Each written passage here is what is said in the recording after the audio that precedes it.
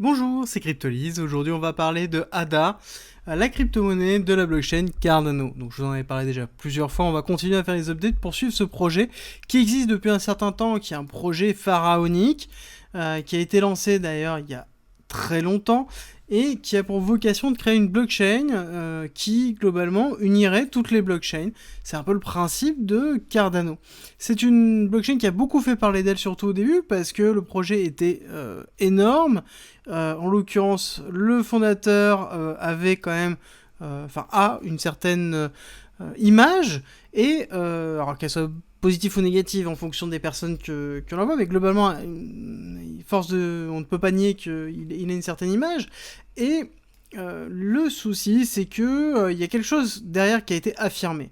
Ça a été affirmé que, en l'occurrence, il prendrait le temps. Il prendrait le temps de faire bien les choses, et justement, c'est plus ou moins ce qui est reproché quasiment à toutes les personnes qui suivent un petit peu Cardano, c'est le fait qu'en effet, ça prend beaucoup de temps. Pour vous donner un ordre d'idée, ils ont lancé les smart contracts, un lancement qui a été assez chaotique, avec des smart contracts ultra restreints, et qui permettent pas justement aux développeurs de DApp de pouvoir avoir un environnement nécessaire pour pouvoir construire des applications. Et on n'a même pas encore terminé le déploiement des autres phases qui sont effectuées avant même de pouvoir avancer sur le reste. Et on se retrouve du coup avec une perte de vitesse, vraiment de la communauté qui suit Cardano. On sent que, en tout cas, les personnes qui le suivent pensent que le projet commence à s'essouffler, et même si on a vu récemment, notamment la première DEX sortir sur Cardano, il y a eu un engouement qui s'est fait, mais un engouement qui est tombé très vite. On va le regarder tout à l'heure sur la technique, mais voilà, globalement, fondamentalement, le projet est solide, l'équipe est solide, mais la question qu'on se pose tous et qu'on va surveiller tout au long, c'est est-ce qu'ils vont être capables, sur cette année 2022, de nous sortir suffisamment de news fondamentales pour redonner un engouement sur ADA Cardano. Et à savoir qu'il y a beaucoup de personnes qui ont des bagues stackées sur ADA, et je comprends tout à fait, et en l'occurrence, c'est vrai que il faut quand même se poser la question de qu'est-ce qui va se passer dans les années suivantes. Est-ce qu'ils vont continuer leur croisière, leur vitesse de croisière, ou est-ce qu'ils vont accélérer pour pouvoir rattraper malheureusement un retard qu'ils sont en train d'avoir au fur et à mesure. Alors, il est vrai que s'ils arrivent à nous sortir justement un Cardano ultra sécurisé, sans faille de sécurité, qui est vraiment le principal problème de la DeFi actuellement, pourquoi pas, on pourrait se retrouver avec quelque chose qui a une valeur ajoutée extraordinaire. Mais si on arrive à faire équivalent à ce qui existe déjà, voire moins bien, comme à l'image des smart contracts qui nous ont sortis, ça va être très très compliqué pour la suite, et globalement, on va regarder vraiment Cardano, il faut vraiment suivre Cardano cette année, voir comment ils vont performer pour pouvoir voir si le fondamental donne oui à la technique, parce que la technique, il y a quelque chose de très intéressant et on va le voir ensemble. Rejoins-nous sur Discord, tu y retrouveras notamment ma stratégie d'investissement qui est disponible gratuitement. Je montre comment je construis mon bag, le fonctionnement de mes optimisations, quand acheter, quand vendre, tout pour éviter justement les principaux pièges. Si tu aimes mon contenu, like, partage et abonne-toi, ça m'aide énormément. Alors, pour cette partie technique, nous avons, comme je vous ai dit, c'est un projet qui existe depuis un certain temps. Nous avons ici une grosse période d'accumulation qui s'est effectuée, avec derrière le fameux début 2021 qui a été assez marqué et qui a tenu tout le long jusqu'à globalement mi-mai, avant de pouvoir chuter, et une grosse période d'accumulation qui s'en est suivie d'une nouvelle poussée qui s'est effectuée début de l'été, courant été 2021, et ensuite on est retombé. Et on est retombé, on n'a même pas fait, et ça c'est vraiment important de le noter, nous n'avons pas fait sur ADA Cardano le fin de bull run de 2021, avant la correction de la fin d'année, d'accord. Donc là, on se retrouve sur un actif qui, en l'occurrence, a performé jusqu'en septembre 2021, et ensuite, plus rien.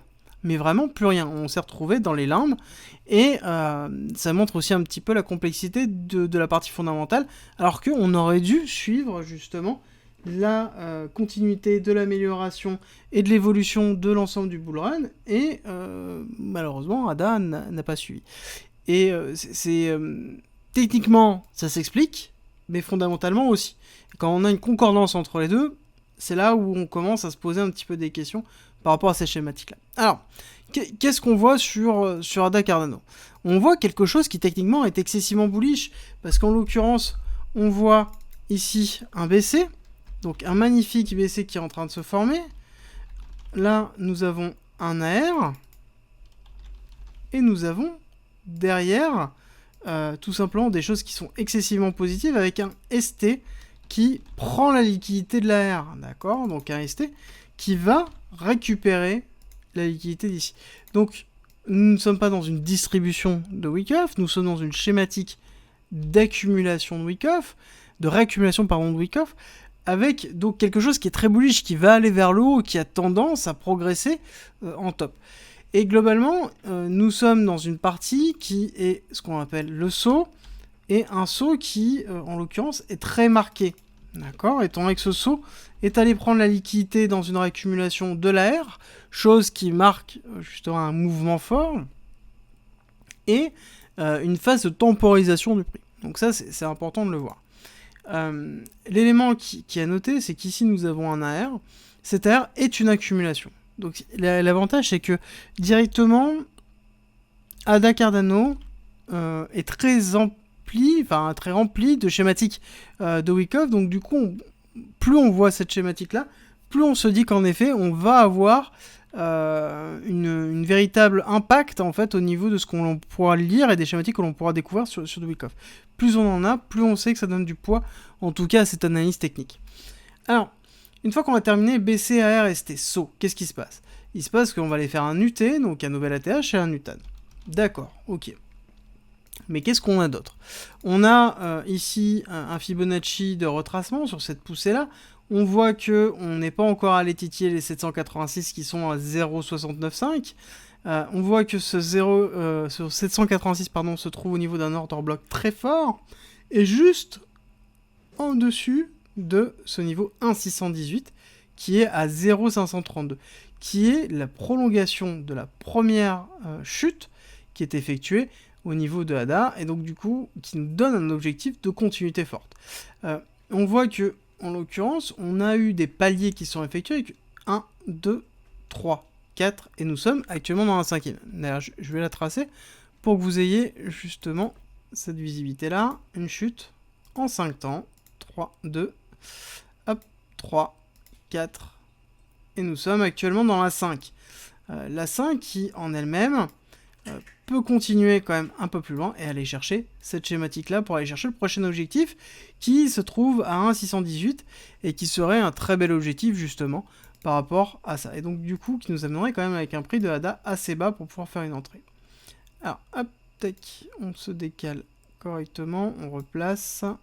Bien, et je vais vous montrer que hop, nous avons aussi une concordance entre ce 1,618 et la continuité de cette chute. Là, donc la deuxième chute, donc 1, 2, 3, donc la troisième vague, donc la deuxième chute qui est effectuée sur son retracement et qu'on fait une prolongation sur cette vague 5, on voit que ça nous amène, en l'occurrence, à peu près conformément à ce 1,618.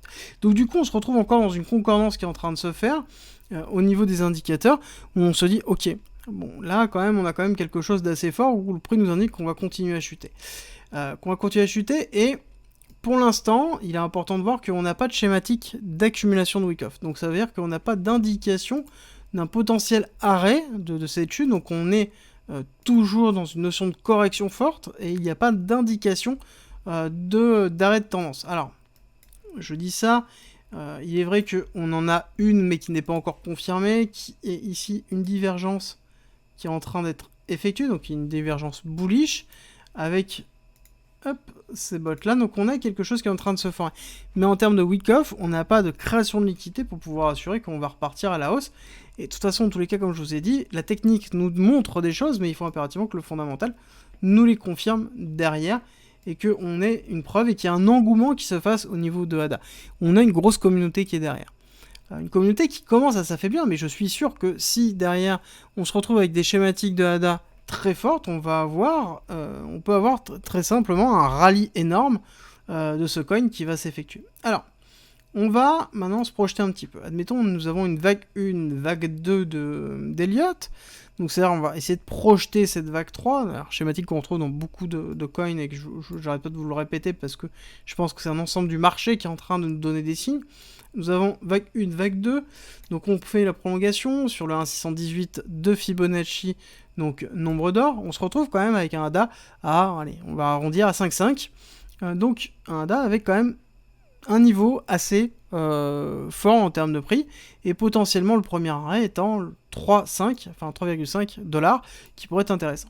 Et à savoir que si on récupère du coup du ADA à 0,5 et qui va à 5, bon, bah encore une fois on se retrouve à peu près dans les 800, entre 750 et 850, voire 900% de progression, donc quelque chose qu'on retrouve aussi dans l'ensemble des analyses que je vous effectue en ce moment sur beaucoup d'altcoins qui nous montrent justement peut-être une tendance du marché.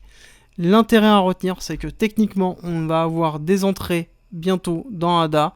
Par contre, il est essentiel que derrière le fondamental suive. Si le fondamental suit, la technique va nous permettre de pouvoir justement avoir un énorme rallye qui va être effectué et avec des entrées très très intéressantes. Merci d'être resté avec moi jusqu'au bout. Abonne-toi, partage si t'as aimé et rejoins-nous sur Discord. C'est avec plaisir qu'on t'accueillera. Et à très vite.